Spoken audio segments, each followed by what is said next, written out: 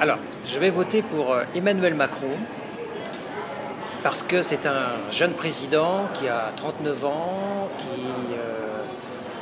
il me semble est tout à fait capable de gouverner la France, de présider la France. Well, first of all, I didn't vote on the first round because I consider that among the 11 participants in the election, none of them addressed the real issues. None of the real problems in France were debated. I cannot choose Le Pen, but I don't want to choose the other one. This one I'm not voting. I decided not to. I voted for the first one. Yeah. But the two choices we have, for me, doesn't represent any of my ideas.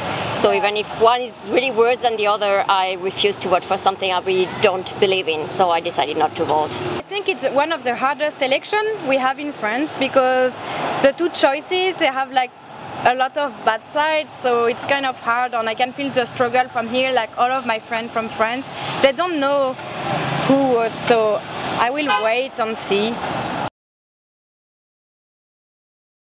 If Macron wins, I think nothing will change more, but maybe what has been done during 5 years will be even worse.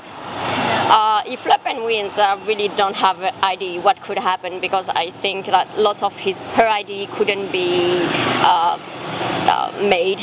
That's really bad for me to say that, but I think she will win, seriously.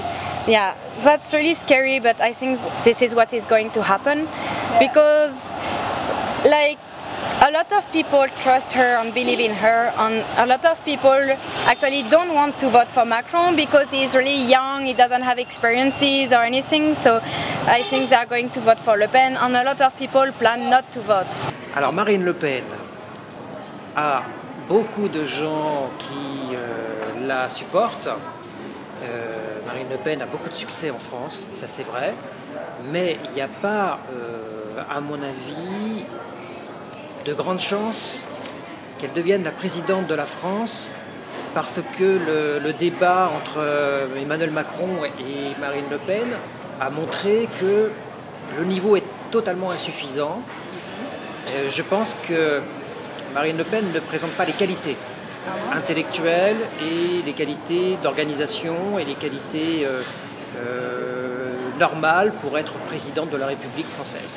Alors si Emmanuel Macron gagne, c'est un événement historique, puisque c'est le plus jeune président de la République française. C'est un homme qui appartient à une nouvelle génération, c'est un président du XXIe siècle, comme Barack Obama, comme Justin Trudeau du Canada. Il est un Européen confirmé, très motivé, et la France a besoin d'ouvrir l'Europe et de rendre l'Europe plus solide avec les Allemands. Donc Emmanuel Macron a un profil de président très moderne, très novateur. Et donc on va assister aussi à beaucoup de guerres, puisque les gens plus conservateurs vont avoir la tentation de critiquer et d'attaquer Emmanuel Macron.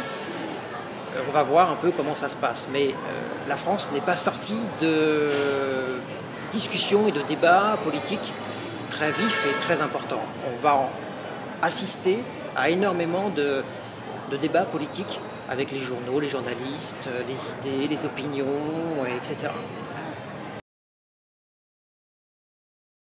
You can expect a massive deregulation of the job market, more and more coordination with the liberal economy of Europe. Alors, le président français va avoir beaucoup de travail. Il y a beaucoup de réformes à faire en matière de travail, d'éducation, d'université, d'ouverture de la France, dans le domaine des relations extérieures, des affaires étrangères. On attend du président qu'il transforme la France en un pays dynamique, en un pays stable et en un pays qui est très créatif. A lot of change. Like, I think it's time for France to have like a new breath, because like a lot of things happened recently badly. French people are really scared of what is going to happen or what happened about terrorism, about everything. I don't expect the next president to just put the immigrant away. I would think like the mix we have in France is something positive, and I really wish that the next president will keep it and do something good with it. Unfortunately, I don't expect anything. I hope they will not make too much damage.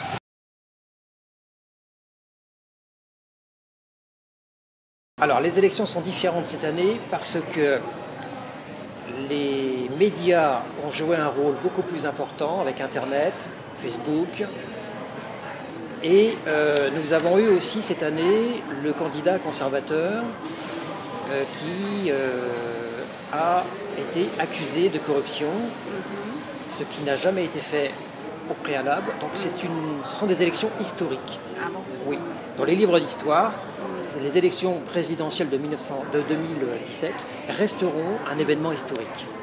No serious topic, no real issue was ever debated. It was all a debate about communication and PR. So again, I mean, this election, more than any other in France since 1958, which was the start of the First Republic. There never has been an election which was such a circus and where no real issue was addressed. I mean, it's really embarrassing. I mean, they both got into the second round, so there is really the French society becomes bipolar. It's really a bad thing because it's like, you know, French is like cut in two. There is on one side there's like the wealthiest part of the population, you know, the urban educated part of the population, and then there is the poorer part of the population living in the countryside, which was for Le Pen. So